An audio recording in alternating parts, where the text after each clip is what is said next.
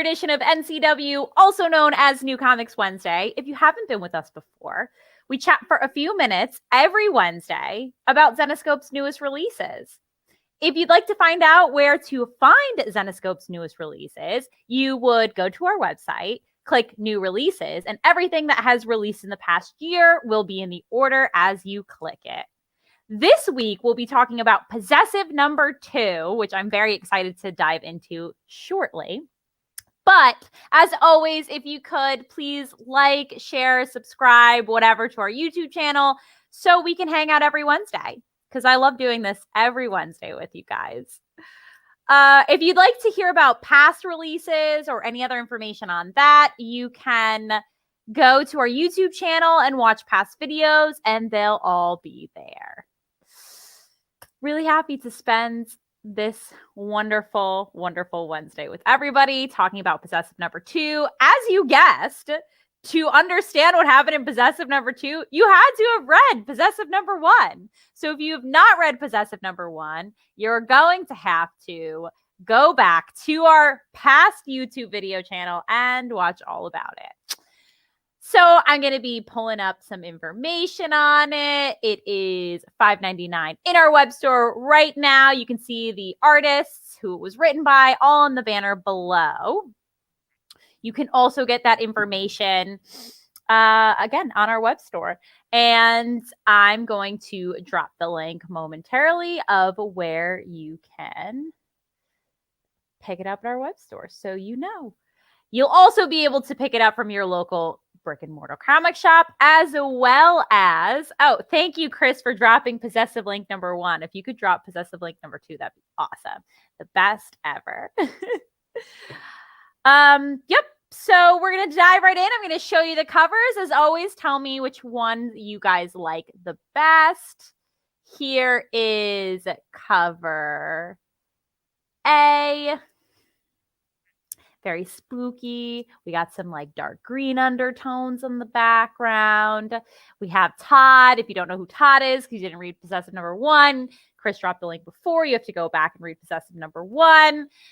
So Todd, as we all know, is like kind of a loser, and he's really trying to work on his family. And so you can see him and his family portrait. And, you know, Todd also really likes painting, which is why this looks like a painted portrait. And in the background is the spirit that will not leave his house, and he cannot understand it. So this is cover A again.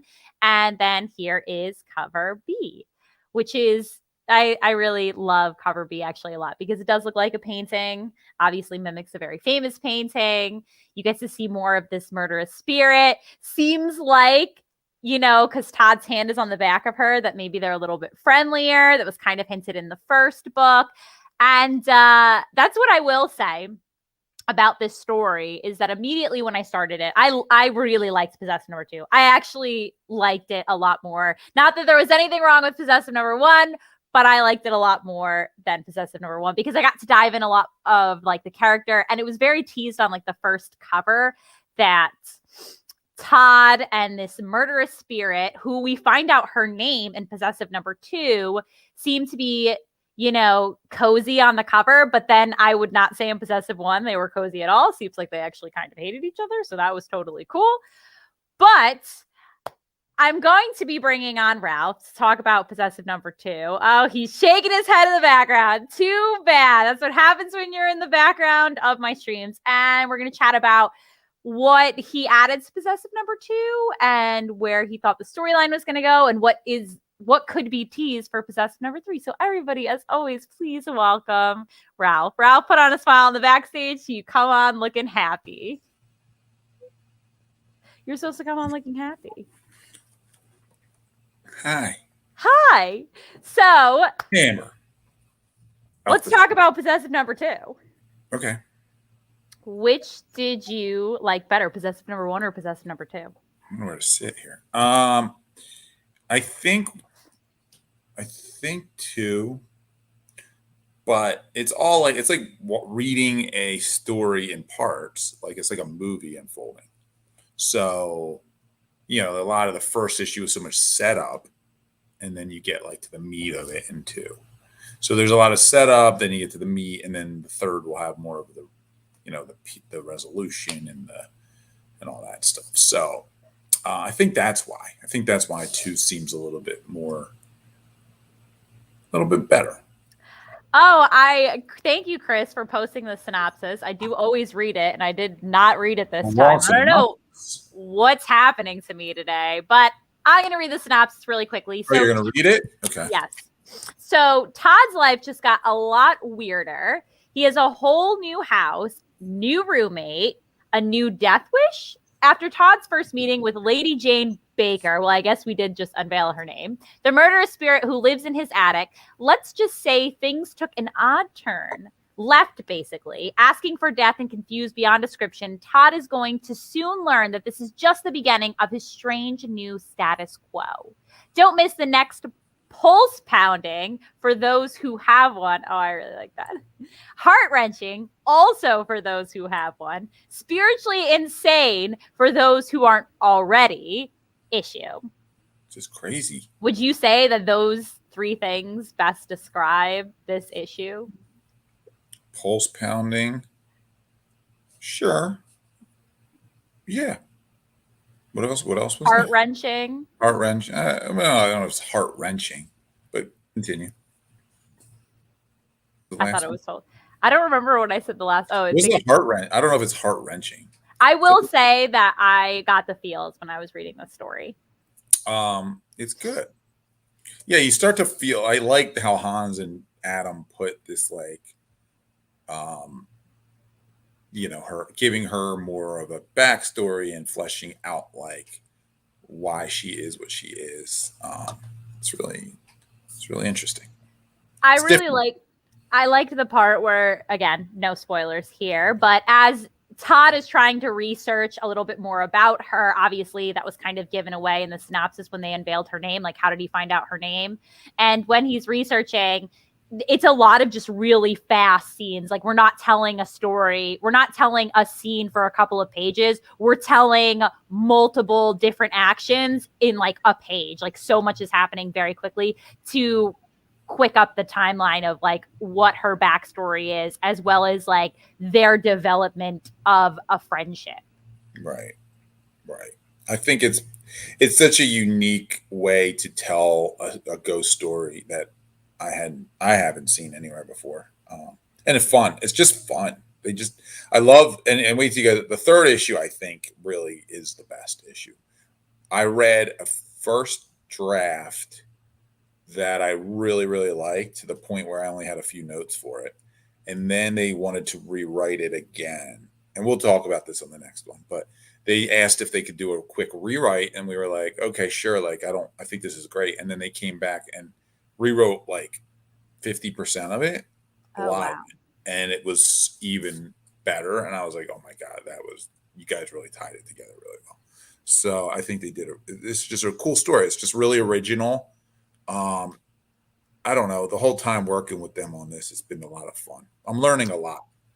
So let's talk a little bit about the 2 characters who are unlikable characters, like, to say the least. Like, Todd is somebody who's a lowlife, who drinks a lot, who essentially broke up his family, and the ghost, the spirit, she's obviously murdering people because she is very upset. And, so how difficult, and I guess maybe this is just you speaking to it, like, how difficult of a job do you think it was for them to take 2 very unlikable characters and want them to end up together and like have a development of a friendship?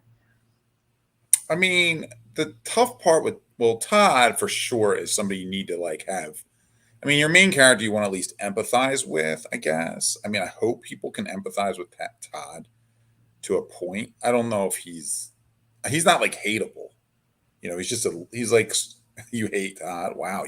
Okay. I wouldn't say that I hate Todd, but I empathize so much more with the spirit than which is good. I mean, that's fine too. I mean, I think you can find empathy in both of those characters. You can empathize with both of those characters. At least that's how I read it. I don't know if I'm like, oh my God, Todd. I read Todd as much more of like a screw up and like a bit of a, I mean, he's definitely an alcoholic, so he's got some issues. He's definitely like estranged from his family, and he's making all the wrong choices. But at the same time, like, there's something likable there.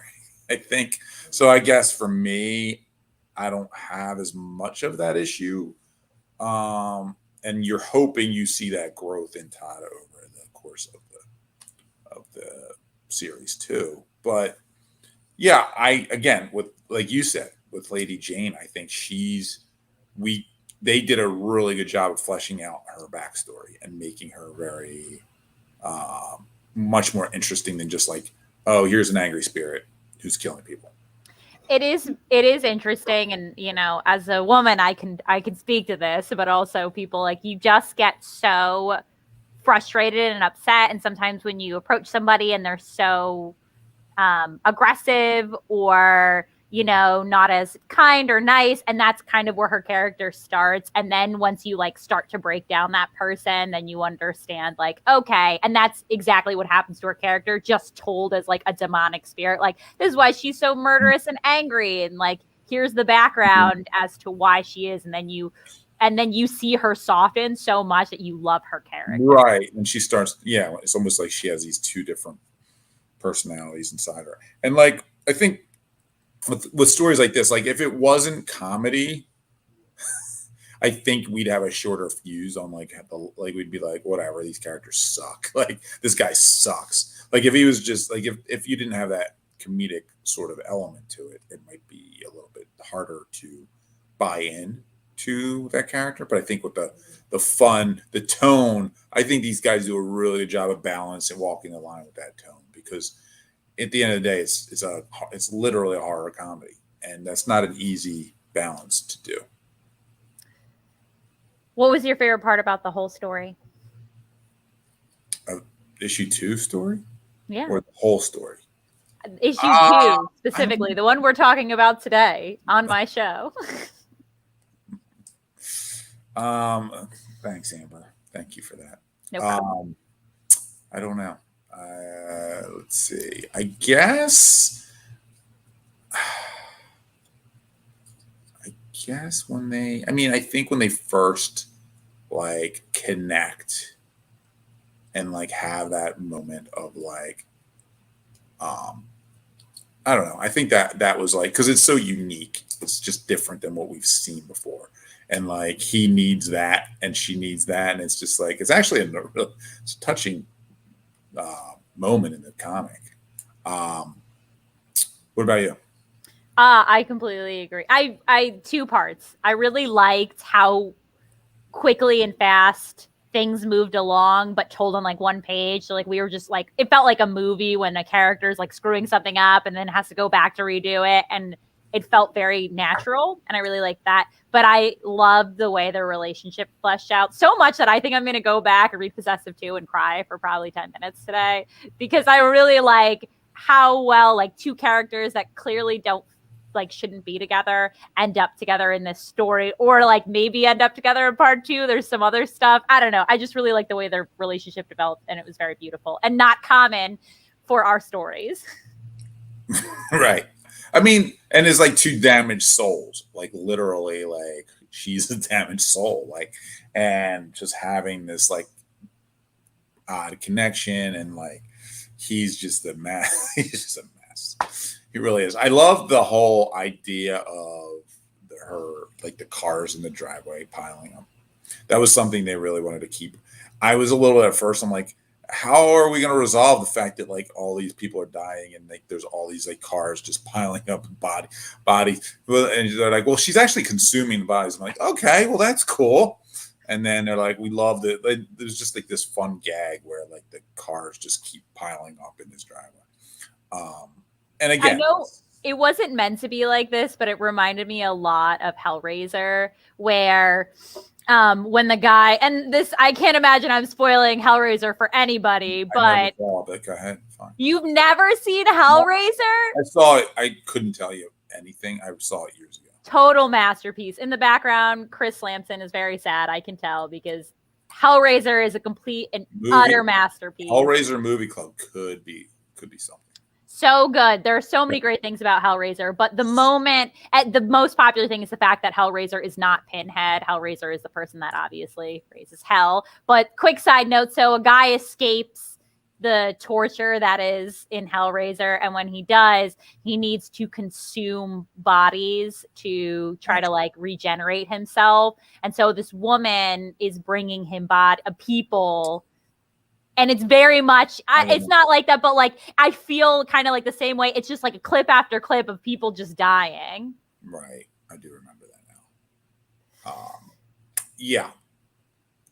I don't know. I love this story. I really do. I think it's fun. I think it's like, it's just been, when Hans first pitched it to me, I just was like, it was one of those stories you hear in the pitch and you go, yeah, that should be something that should have been done. That's awesome. Well, again, everybody, we're talking about Possessive number 2. It's $5.99 in our web store, or you can pick it up at your comic shop. Yes, Ralph. It's also 30. Is it 36 pages of content? Yes. 36. So it's a bigger story. Sorry. It is. And if you have not read Possessive number 1, you are literally going to be dropped in the dead of Possessive number 2. And in the dead, you like how I did that. Dead. Okay, cool. Good pun. Really trying out here. Great. Trying out here for the fans. It's the best pun I've heard all week. I don't know. Although, I feel like that I've been really weak on my pun game. I have a good pun. Okay. I have a new book we created that I'm writing called All Guts, No Glory, and there's a pun in that. I know. You told me yesterday, but you're just unveiling it on my show. Well, you don't know what it's about yet. It's coming out next year, early next year. Well, for you guys that don't know, Ralph is. There's a guts pun. I just wanted to get out there. There's a guts pun. Thank you, Ralph. You're welcome. Whenever this story comes out, who knows? I will have you back on the show, and then you can say, go back to, I don't know what episode this is. Go back to September 15th NCW and watch that. And it was the teaser for this, like an Easter egg drop. Right, an Easter egg. It's true. Good. Okay, anything else you'd like to add before I do my wrap up? I forget which way is it. Tomorrow, you're going to do all that stuff about tomorrow. I'm sure. Join us. Are you going to talk about Movie Club? Let's talk about Movie Club. Mars I was going to say, what is it? The last Friday of this month, which is the 24th, I think. The 24th. We're doing Mars Attacks for Movie Club. And I think our crew is back together. I think Brian and Marilyn are both done shooting Clerks 3. So they'll be back with us. And we got the whole crew. Crystal, Son, Chris Lamson, and myself. And Chris already gave it a 5. So okay, I'm Who couldn't give Mars Attacks a 5? I'm just. You know what's funny? I saw it. I think when it came out, so another movie. I can't really remember.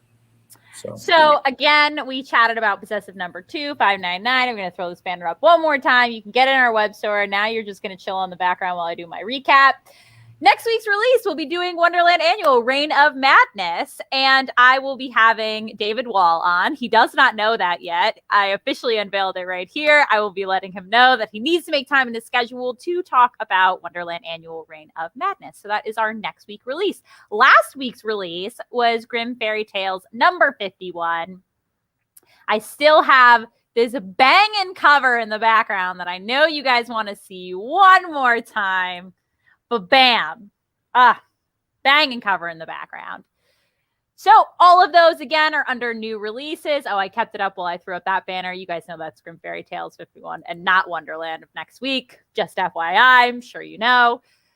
Other stuff that's happening. So our virtual con kicks off tomorrow. Here is the full schedule lineup. It's very small in here, so you're probably going to have a really hard time seeing. But we're going to have some fun guests on. Dave Franchini will be joining us. Pat Shand, Ian McDonald will be playing a fun game of Van Helsing versus Werewolf again. And that will feature some surprise guests. I don't know, maybe some artists, maybe some people from the staff. So make sure that you check that out tomorrow. Plus the sales, which I know you're excited about. So join us tomorrow at 6 p.m.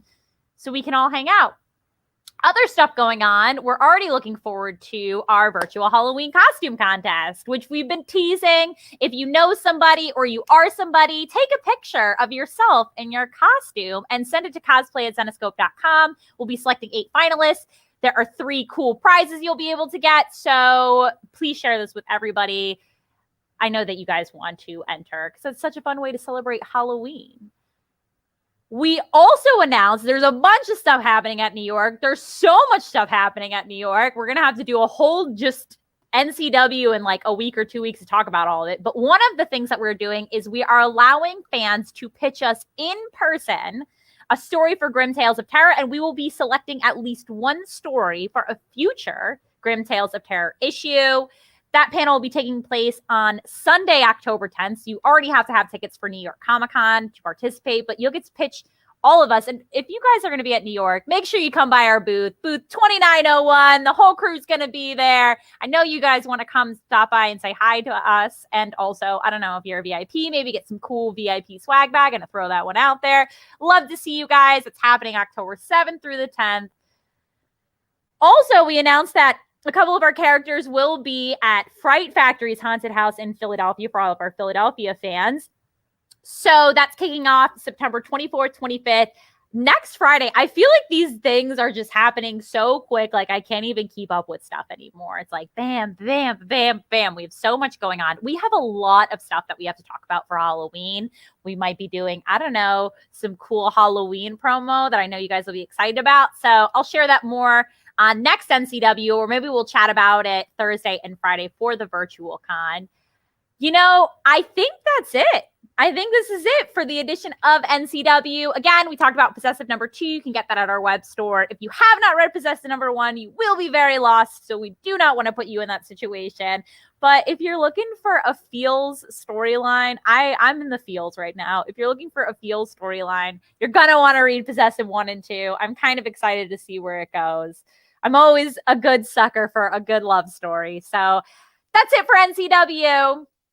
I'll chat with you guys later. And I always have a cool sign off, but I can't really think of one at the end of this. So just everybody's really awesome today. And I hope to see you guys all next Wednesday and tomorrow for the